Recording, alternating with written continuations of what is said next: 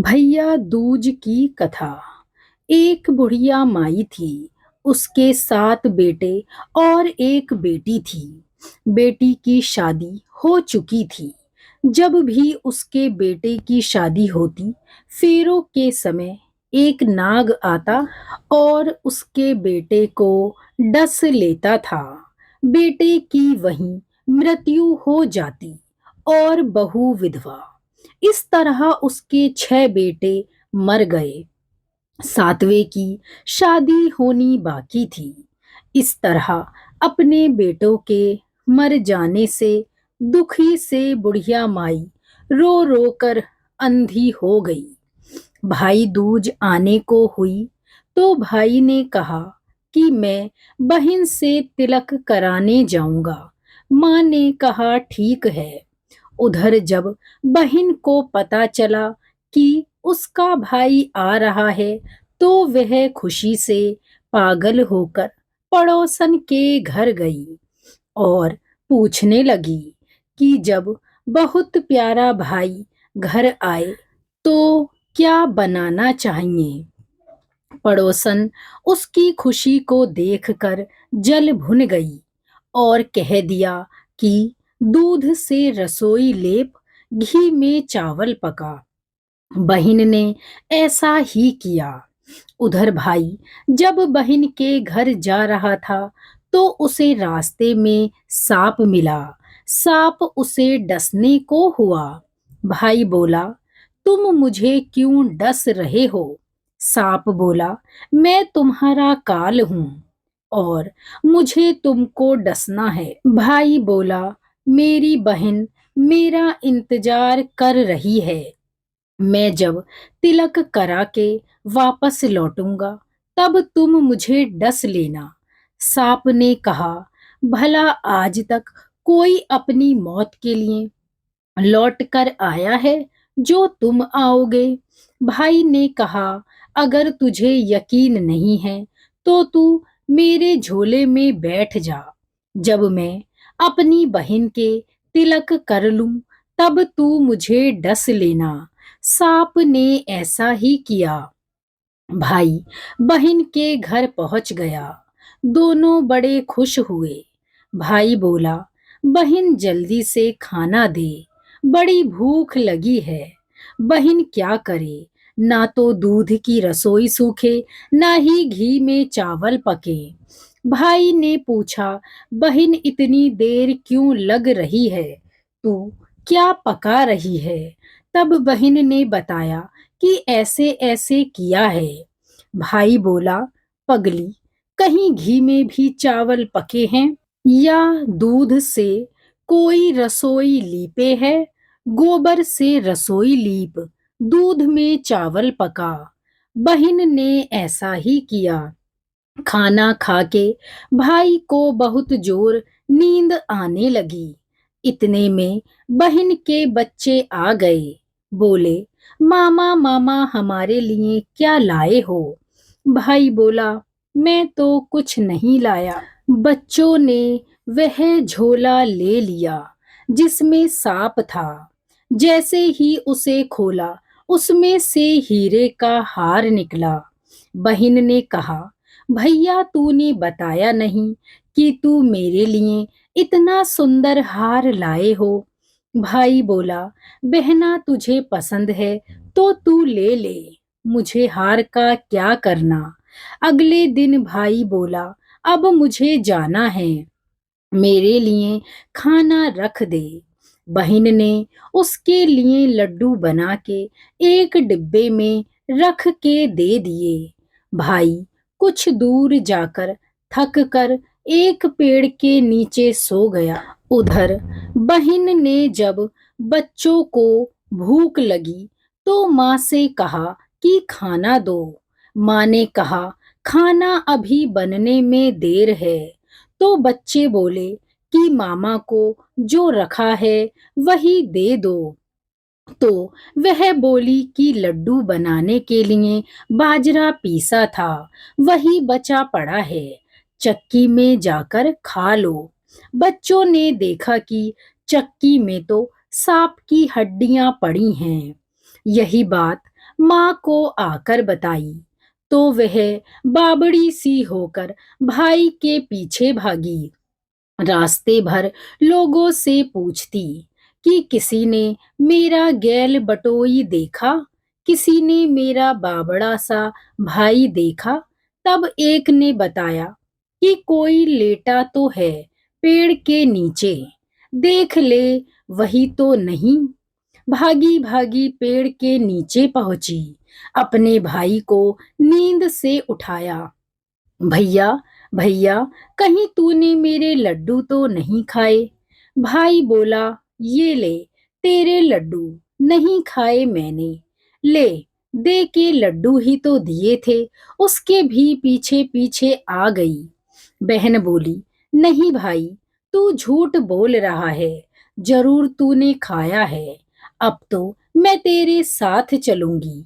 भाई बोला, तू ना मान रही तो चल फिर। चलते चलते बहन को प्यास लगी है। वह भाई को कहती है, मुझे पानी पीना है। भाई बोला, अब मैं यहाँ तेरे लिए पानी कहाँ से लाऊं? देख, दूर कहीं चील उड़ रही है, चली जा, वहां शायद तुझे पानी मिल जाए। तब बहन वहां गई और पानी पीकर जब लौट रही थी, तो रास्ते में देखती है कि एक जगह जमीन में 6 शिलाएं गड़ी हैं और एक बिना गढ़े रखी हुई है। उसने एक बुढ़िया से पूछा कि ये शिलाएं कैसी हैं। उस बुढ़िया ने बताया कि एक बुढ़िया है, उसके 7 बेटे थे। 6 बेटे तो शादी के मंडप में ही मर चुके हैं, तो उनके नाम की ये शिलाएं जमीन में गड़ी हैं। अभी 7वें की शादी होनी बाकी है। जब उसकी शादी होगी तो वह भी मंडप में ही मर जाएगा। तब यह 7वीं शिला भी जमीन में गड़ जाएगी। यह सुनकर बहन समझ गई, ये शिलाएं किसी और की नहीं, बल्कि उसके भाइयों के नाम की हैं। उसने उस बुढ़िया से अपने 7वें भाई को बचाने का उपाय पूछा। बुढ़िया ने उसे बता दिया कि वह अपने 7वें भाई को कैसे बचा सकती है। सब जानकर वह वहां से अपने बाल खुले कर पागलों की तरह अपने भाई को गालियां देती हुई चली। भाई के पास आकर बोलने लगी, तू तो जलेगा, कुटेगा, मरेगा। भाई उसके व्यवहार को देखकर चौंक गया, पर उसे कुछ समझ नहीं आया। इसी तरह दोनों भाई बहन माँ के घर पहुंच गए। थोड़े समय के बाद भाई के लिए सगाई आने लगी। उसकी शादी तय हो गई। जब भाई को सेहरा पहनाने लगे, तो वह बोली, इसको क्यों सेहरा बंधेगा? सेहरा तो मैं पहनूंगी, ये तो जलेगा, मरेगा। सब लोगों ने परेशान होकर सेहरा बहन को दे दिया। बहन ने देखा, उसमें कलगी की जगह सांप का बच्चा था। बहन ने उसे निकाल के फेंक दिया। अब जब भाई घोड़ी चढ़ने लगा, तो बहन फिर बोली, ये घोड़ी पर क्यों चढ़ेगा? घोड़ी पर तो मैं बैठूंगी, ये तो जलेगा, मरेगा। इसकी लाश को चील कौवे खाएंगे। सब लोग बहुत परेशान। सबने उसे घोड़ी पर भी चढ़ने दिया।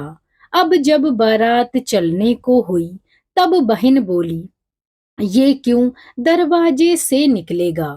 ये तो पीछे के रास्ते से जाएगा। दरवाजे से तो मैं निकलूंगी। जब वह दरवाजे से नीचे से जा रही थी, तो दरवाजा अचानक गिरने लगा। बहन ने एक ईंट उठाकर अपनी चुनरी में रख ली। दरवाजा वहीं की वहीं रुक गया। सब लोगों को बड़ा अचंभा हुआ। रास्ते में एक जगह बारात रुकी, तो भाई को पीपल के पेड़ के नीचे खड़ा कर दिया। बहन कहने लगी, ये क्यों छाँव में खड़ा होगा, ये तो धूप में खड़ा होगा, छाँव में तो मैं खड़ी होंगी। जैसे ही वह पेड़ के नीचे खड़ी हुई, पेड़ गिरने लगा। बहन ने एक पत्ता तोड़कर अपनी चुनरी में रख लिया। पेड़ वहीं की वहीं रुक गया।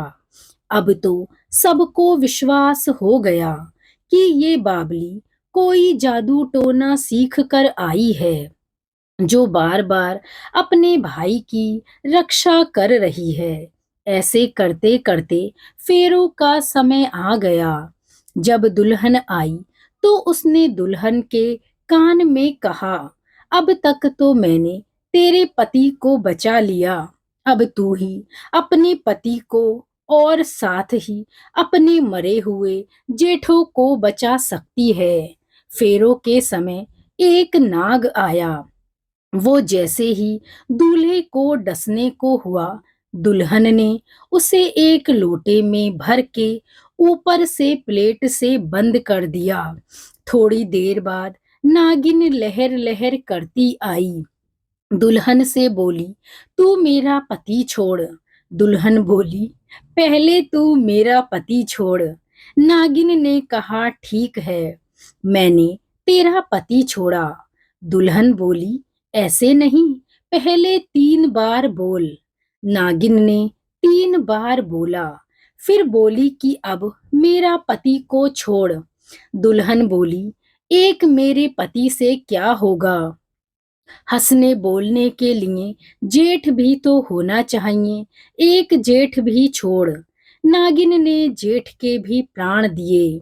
फिर दुल्हन ने कहा, एक जेठ से लड़ाई हो गई तो एक और जेठ, वो विदेश चला गया तो तीसरा जेठ भी छोड़। इस तरह एक एक करके दुल्हन ने अपने 6 जेठ जीवित करा लिए। उधर रो रो कर बुढ़िया का बुरा हाल था कि अब तो मेरा 7वां बेटा भी बाकी बेटों की तरह मर जाएगा। गांव वालों ने उसे बताया कि उसके 7 बेटा और बहुएं आ रही हैं। तो बुढ़िया बोली, अगर यह बात सच हो तो मेरी आंखों की रोशनी वापस आ जाए और मेरे सीने से दूध की धार बहने लगे। ऐसा ही हुआ। अपने सारे बहू बेटों को देखकर वह बहुत खुश हुई। बोली, यह सब तो मेरी बावली का किया है, कहाँ है मेरी बेटी। सब बहन को ढूंढने लगे। देखा तो वह भूसे की कोठरी में सो रही थी। जब उसे पता चला कि उसका भाई सही सलामत है तो वह अपने घर को चली। उसके पीछे पीछे सारी लक्ष्मी भी जाने लगी। बुढ़िया ने कहा, बेटी पीछे मुड़ के देख, तू सारी लक्ष्मी ले जाएगी तो तेरे भाई भाभी क्या खाएंगे। तब बहन ने पीछे मुड़ के देखा और कहा, जो माँ ने अपने हाथों से दिया वह मेरे साथ चल, बाद बाकी का भाई भाभी के पास रहे। इस तरह एक बहन ने अपने भाई की रक्षा की। जय श्री हरि।